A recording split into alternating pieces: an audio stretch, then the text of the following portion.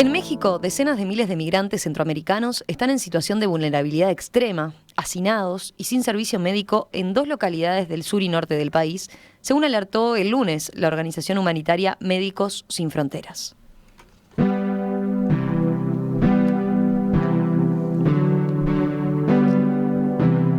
Un comunicado de la ONG advierte que el deterioro de la situación de los migrantes es resultado de las continuas deportaciones desde Estados Unidos y del fracaso de las políticas de asilo de México.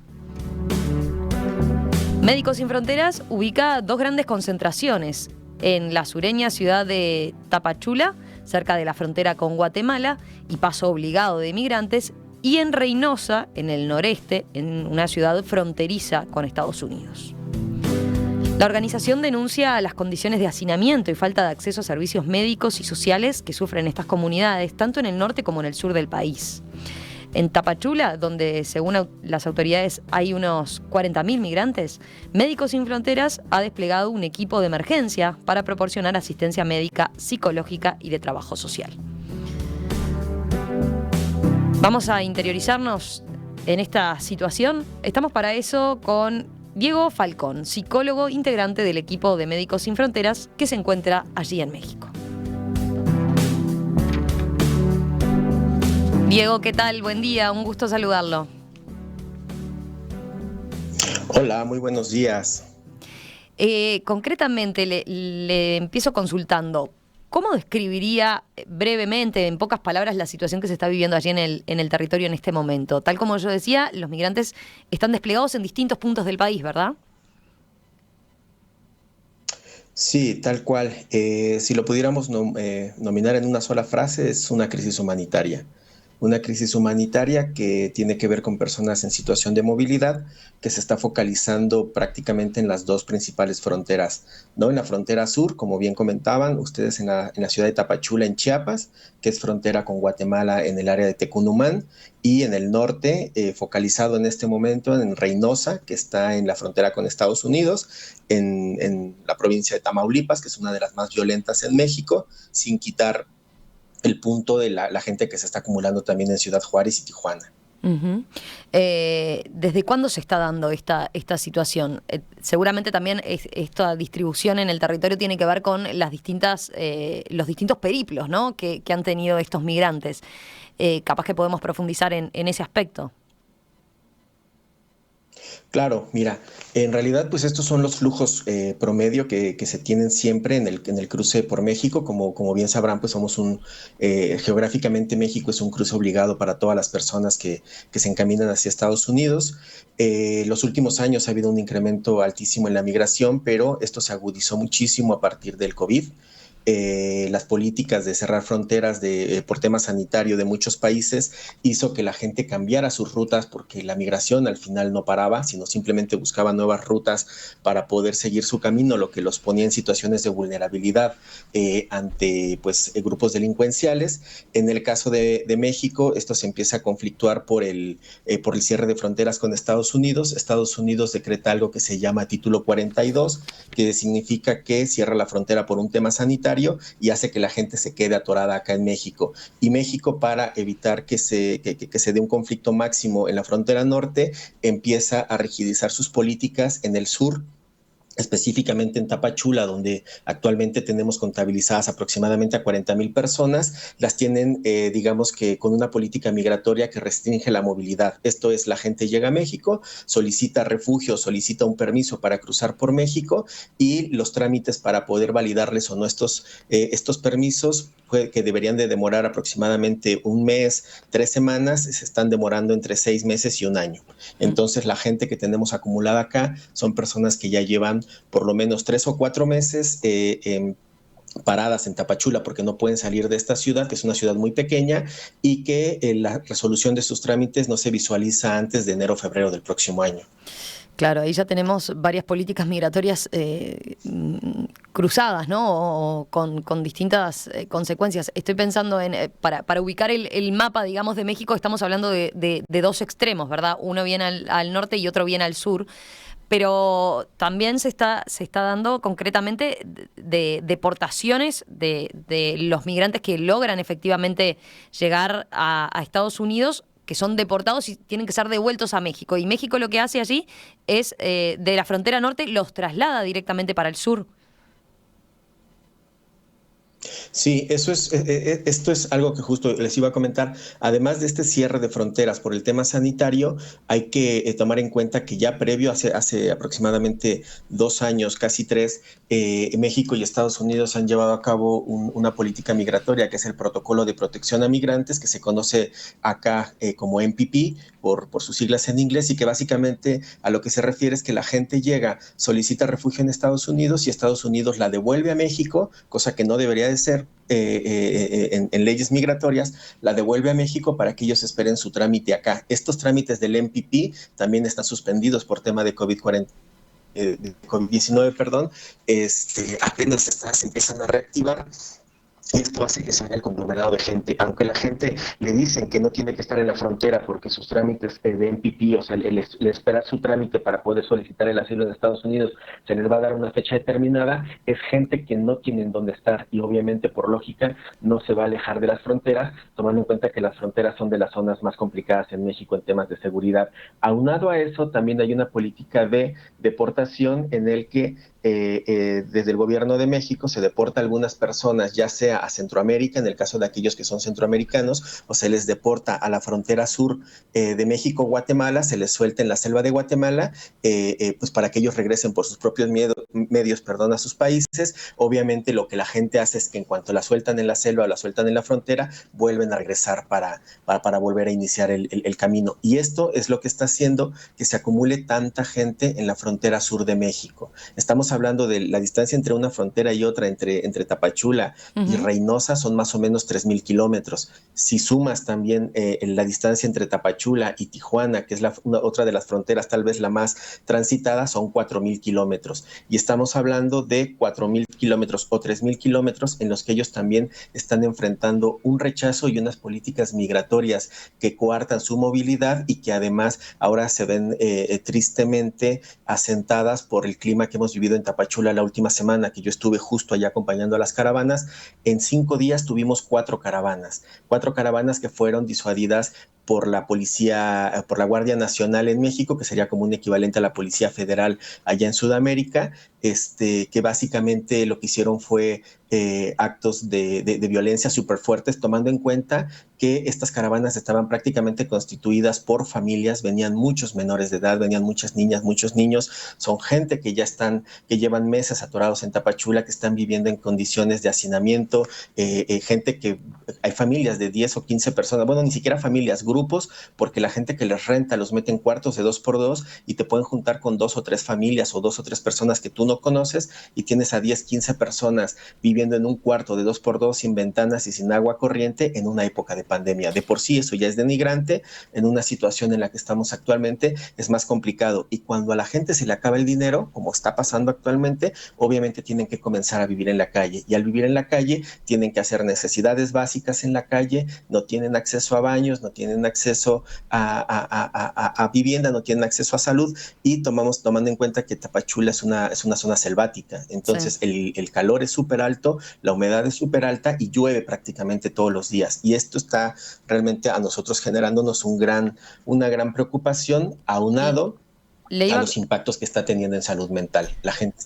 Ahora hablamos de eso, de lo de la salud mental en particular, pero para tener claro, porque vi varios reportes sí que daban cuenta de estas caravanas, ¿no?, que se han empezado a formar en distintos momentos, pero esta en particular, la que nos señalaba, de cuánta gente estamos hablando y qué trayecto intentaba hacer o qué objetivo tenía concretamente. Claro, las caravanas que nosotros estuvimos acompañando la semana pasada fueron 4 en 5 días. En promedio tenían un aproximado de entre 400 y 600 personas, dependiendo cada una. En particular, en la que yo estuve caminando con ellos el sábado, eran más o menos unas 500 personas, prácticamente familias.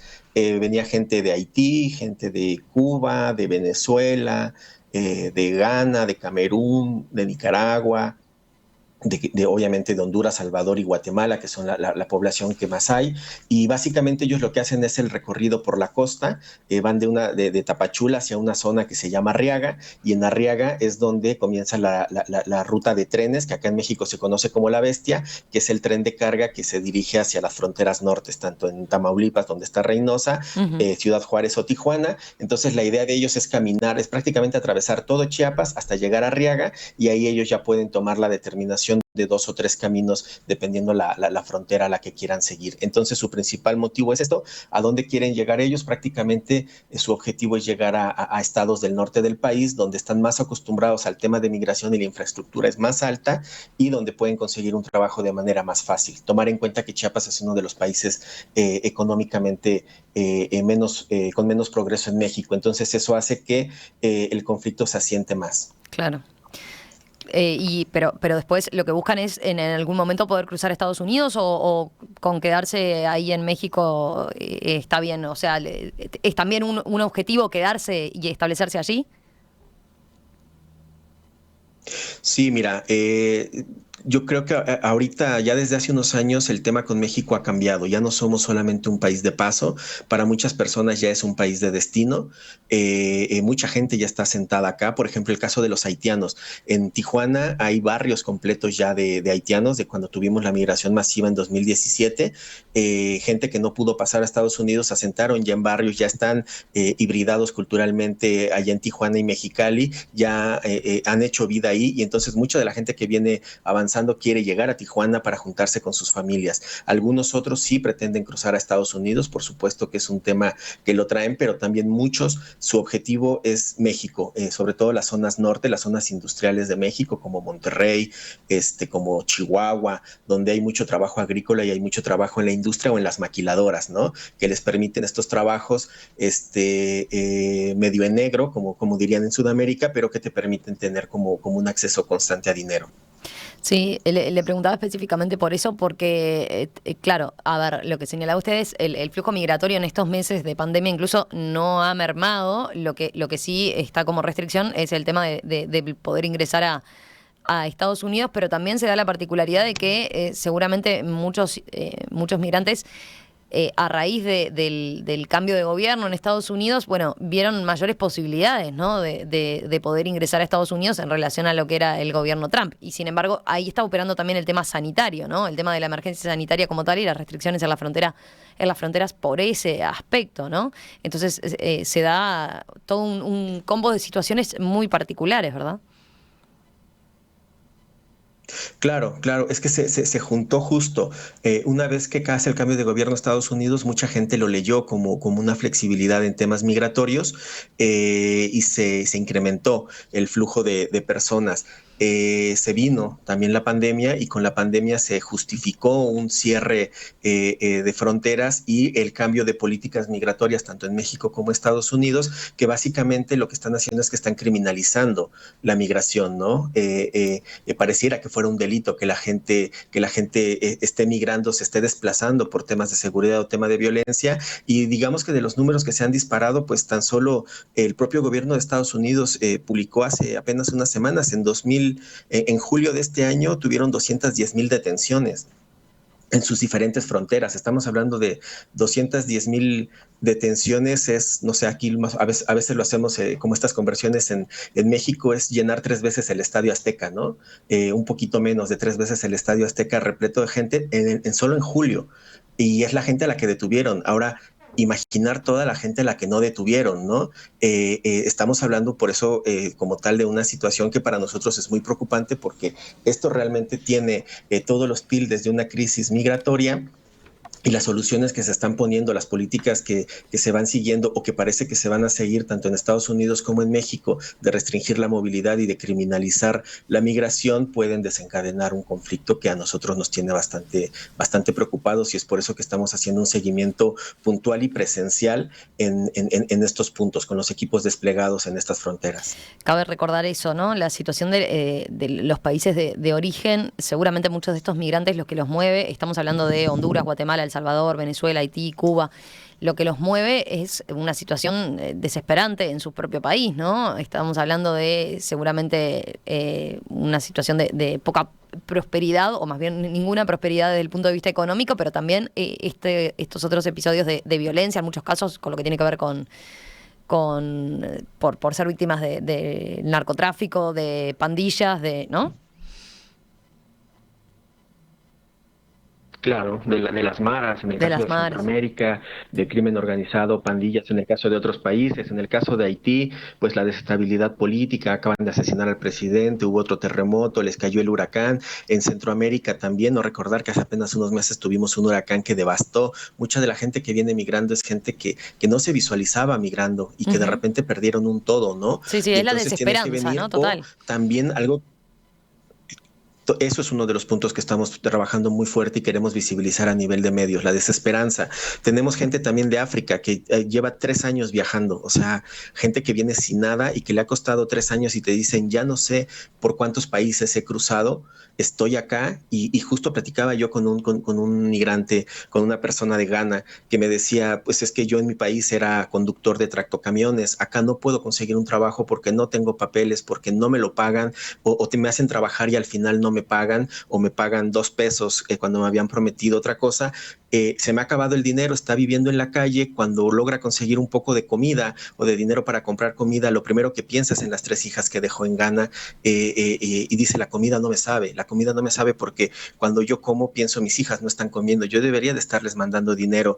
Y platicando con él, un hombre de 1,80 físicamente súper fuerte y lo ves quebrarse y te dice, muchas veces he pensado en quitarme la vida, no me he quitado la vida porque pienso en mis hijas, pero sabes, si me pasara un accidente o me pasara algo y me muriera, no estaría mal. De ese nivel de desesperanza estamos hablando, de ese nivel de depresión estamos hablando entre las personas que están migrando ahorita. Tomar en cuenta que no es la migración a la que estábamos acostumbrados en México, de gente que ayer cruzó la frontera de Guatemala y ahora toma ruta hacia el norte. No, estamos hablando de gente que se siente literalmente asfixiada en frontera sur y que sabe que va a llegar a frontera norte a volver a asfixiarse porque ya tampoco van a tener certeza de qué va a pasar con sus trámites o sus solicitudes de ingreso a Estados Unidos. Ustedes en el comunicado de Médicos Sin Fronteras son muy enfáticos en la situación y en cómo la describen, ¿no? En el día a día. Por ejemplo, hablan de la falta de hasta lugares para ir al baño de estas personas, ¿no? Ese es el panorama que tienen en el día a día. En general, dónde se quedan? ¿Qué comen? Muchas veces te contaba, con los que tienen todavía dinero rentan, les rentan cuartos minúsculos, Mm. a veces sin ventilación, donde juntan a personas que a lo mejor no se conocen. Cuando se acaba el dinero tienen que vivir en la calle, tienen que vivir en los parques, los baños se los cobran para entrar al baño, para ducharse. En el caso de Reynosa, por ejemplo, están todos congregándose en un parque, en una especie de campamento, son 2,000 personas y para estas 2,000 personas hay 14 baños.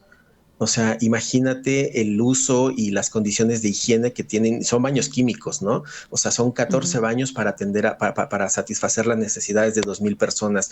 En un tema normal, en temas de higiene, en temas de salubridad, nos preocuparía. En una época de COVID, esto nos tiene muy alarmados, nos tiene muy preocupados. No hay todavía ningún dato médico que nos haga pensar, ni a nosotros ni a ninguna de las organizaciones que vamos siguiendo, que son un foco de potencial propagación del virus, pero sabemos que en el mediano plazo, por lógica, puede llegar a pasar y eso va a tensar y a estigmatizar más estas situaciones. Por eso nosotros Es que ahí solicitamos a no, los no pueden gobiernos estar pensando en... implicados que, Sí.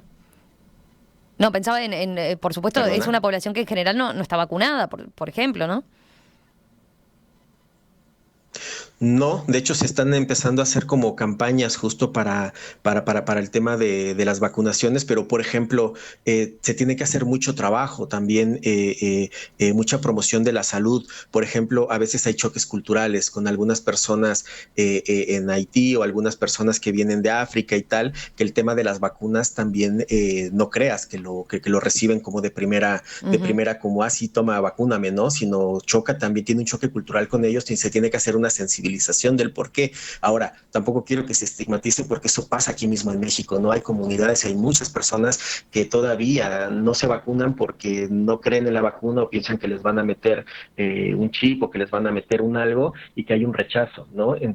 A esto. Entonces, sí se requiere mucho, no solo es llegar y vacunar, también se requiere mucha sensibilización para todo esto, pero la vacuna también como tal, al final del día solamente previene el que tú te puedas infectar el que te puedas desarrollar una enfermedad grave por temas COVID, pero no previene el que tú también puedas ser un portador o un transmisor de esto. Lo que sí previene eso son condiciones de higiene y de estancia dignas, ¿no? Claro. Pensaba además, ustedes hacen mucho énfasis en la cantidad de niños que están viendo, ¿no? Es terrible la parte de los niños. El sábado que yo caminaba con la caravana, venía en una buena parte con una señora hondureña que traía a su nena de 2 meses. O sea, venía con una nena de 2 meses. Caminamos casi 30 kilómetros. Hay gente que viene con niños de 4 años, de 5, 6 años. Ves a niñas de 10, 11 años cargando a sus hermanitos porque la mamá o el papá viene cargando a los otros hermanitos. Y siguen caminando. Estamos hablando de 30 kilómetros a 30 grados de temperatura, 38, pero con la temperatura que se sube en el asfalto, en la carpeta asfáltica, llegamos a más de 40 con una humedad de casi 70 a 80%. O sea, son condiciones inhumanas para que lleguen a la comunidad de Huixla, que está a 40 kilómetros, 35 kilómetros de Tapachula, los dejen dormir y en la madrugada hagan un operativo y los golpeen y los detengan como si como si hubieran quebrado alguna ley. Es algo bastante indignante y es algo bastante terrible. Hicieron un operativo de casi 8 horas, los estuvieron buscando en el río, en los cultivos, se metieron a hoteles, a iglesias. Es algo que no logramos entender por qué esta criminalización y esta estigmatización negativa para estas personas que lo que están buscando y lo que están pidiendo, no están pidiendo apoyos sociales, no están pidiendo becas, no están pidiendo que el gobierno les dé dinero, lo que ellos están pidiendo son permisos de trabajo. Ya sea que se quieran quedar en México o que quieran Claro. seguir hacia Estados Unidos, lo que están pidiendo es esto, condiciones de tener una vivienda digna y condiciones en las que ellos puedan trabajar. Ustedes desde Médicos Sin Fronteras están brindando todo lo que tiene que ver con cuestiones sanitarias y asegurarse la salud de ellos, hasta cuestiones que tienen que ver con la hidratación, ¿no? En esos trayectos tan largos que hacen, controles a los niños, por supuesto, pero también están brindando de forma muy fuerte y en su caso en particular, ayuda psicológica por lo que ven como preocupante con esa desesperanza de la que hablábamos, ¿no?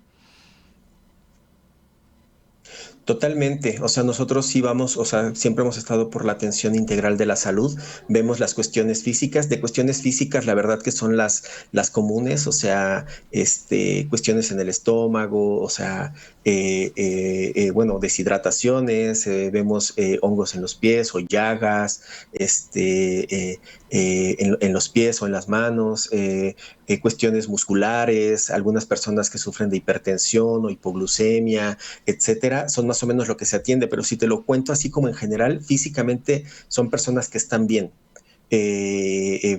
Por lo mismo que han estado asentadas allá en Tapachula y de una de otra forma se han ido haciendo la vida. Entonces, físicamente son cuestiones de primer nivel, muy básicas las que atendemos a nivel físico, porque no están particularmente enfermas, pero a nivel de salud mental sí notamos unas afectaciones súper fuertes, muchísima el pensamiento suicida, no alarmar, no es que la gente se esté tratando de matar en las calles, no, simplemente que de repente llegan a este nivel de desesperanza, de tristeza, de desesperación en el que llegan a pensar qué pasaría si yo no estuviera, ¿no?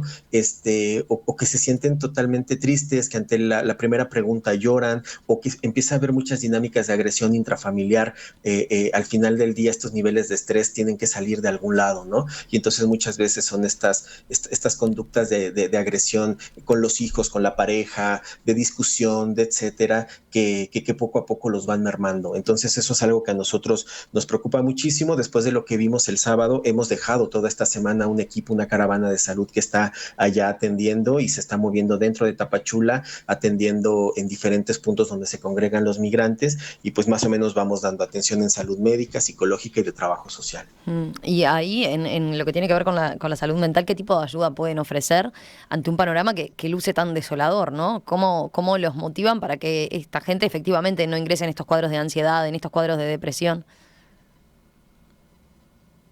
Mira, nosotros, bueno, con los equipos que tenemos desplegados en terreno, pues damos algo que hemos desarrollado desde hace muchísimos años aquí, que tenemos trabajando en el tema de migración en México, que es la consulta única, básicamente el brindar como contención y herramientas para poder hacer frente cuando se te presentan pequeños cuadros de ansiedad, como enseñarles cómo respirar, cómo identificar cuando tu cuerpo te empieza a manifestar que algo no está jalando bien, que alguna emoción te está impactando y tal. Y también desde el año pasado hemos puesto en desarrollo una línea de atención psicológica, la LAP, como la conocemos acá, que es básicamente psicólogos y psicólogas que están abocadas a atenderte a distancia. No son psicólogos que les dimos un teléfono y están atendiendo, son psicólogas y psicólogos que los hemos capacitado en toda una metodología que hemos desarrollado en diferentes contextos. Como ustedes sabrán, nosotros trabajamos a veces en situaciones de guerra o de desastres naturales o de conflictos sociales donde no necesariamente podemos estar frente a frente con el paciente. Entonces hemos desarrollado estrategias y metodologías de atención a distancia. Una de ellas es el teléfono, entonces también les compartimos. De hecho, les vamos distribuyendo un mapa que trae un listado de las principales albergues a los que pueden llegar, que son albergues que sabemos que son seguros, que nosotros hemos visitado y que tenemos la certeza de que no lucran o no se aprovechan de los migrantes. Y en contracara de este mapa, que es un plegable, vienen una serie de mensajes de salud mental y también vienen las líneas, vienen los teléfonos, ¿no? Son teléfonos gratuitos, tanto pueden marcar o ya sea por un 800 que es gratuito o por un WhatsApp para poderles acompañar en su camino. Y de hecho, por ejemplo, uno de los mensajes que les mandamos es: no solamente nos marques cuando te sientas mal, también a veces cuando estás feliz está bueno que nos marques, porque a veces cuando vienes en movimiento, no sé, te fue un día muy bueno, te fue bien, pasó algo que te cambió el día o te dio una resolución positiva, pero tu familia no está, tus amigos no están, no hay con quien lo puedas compartir. Bueno, también márcanos, también se vale. La salud mental no solo es enfermedad mental. Por último, el comunicado de ustedes, de la Organización Médicos Sin Fronteras, es muy contundente, ¿no? Y plantea una situación muy preocupante. ¿A qué apuntan en el mediano plazo de cambios que se puedan realizar y reclamos que les hagan concretamente a cada uno de los gobiernos involucrados, ¿no? Estamos hablando de Estados Unidos y de México en particular. Básicamente les estamos pidiendo a ambos gobiernos que tomen acciones que solucionen la grave situación humanitaria que viven estas poblaciones, que no se sigan desarrollando políticas que criminalicen la migración o que restrinjan la movilidad de las personas, que permitan o que ayuden a desarrollar rutas seguras para las personas y sobre todo que tengan una reacción humanitaria. Ambos gobiernos tienen la obligación de dar apoyo humanitario ante estas situaciones y también habemos muchas otras tantas organizaciones nacionales e internacionales humanitarias en México que podemos colaborar y que podemos apoyar, pero definitivamente nosotros no podemos asumir la responsabilidad que tienen ambos gobiernos ante esta crisis. Diego Falcón, psicólogo de Médicos Sin Fronteras, allí desde México. Muchas gracias por estos minutos esta mañana aquí en Perspectiva y seguimos en contacto y atentos a la situación de allí. No, por favor, muchísimas gracias a ustedes por el espacio y por el interés en tan lejos geográficamente en una situación que se está viviendo acá. Pues nada, ojalá que esto sirva también para que la gente se entere de lo que está ocurriendo acá y concientizar que no estamos exentos. Todos en algún momento la vida cambia y podemos estar en una ruta. Muchísimas gracias por el espacio. Gracias.